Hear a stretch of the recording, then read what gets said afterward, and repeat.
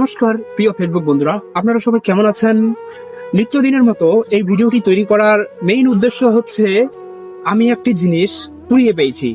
তো এই জিনিসটি যার যে আসল মালিক, আমি তার কাছে পৌঁছাই দেওয়ার জন্য এই ভিডিওটি তৈরি করলাম।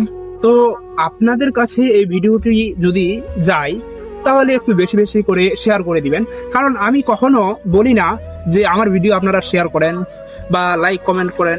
আপনাদের যদি আমার ভিডিও ভালো লেগে থাকে তাহলে আপনারা লাইক কমেন্ট শেয়ার করতে পারেন, কিন্তু আমি কখনো এই কথাটা বলি না। তো আমি যে জিনিসটি কুড়িয়ে পেয়েছি এটা হচ্ছে গত 25 তারিখ সন্ধ্যার সময়, সন্ধ্যা 5টার সময়।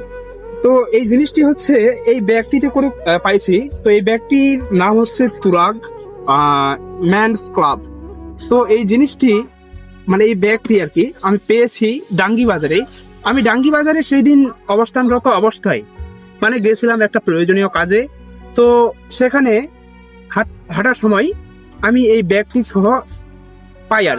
তো ব্যাগের ভিতরে যখন আমি খুলে দেখি, ব্যাগের ভিতরে আছে একটি বই।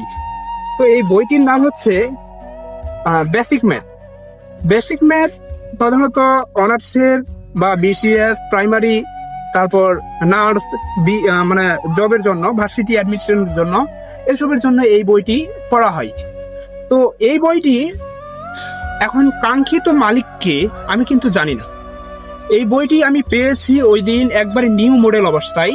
আমি একটু ব্যস্ততার কারণে প্রধানত ভিডিওটি তৈরি করা হয় নাই।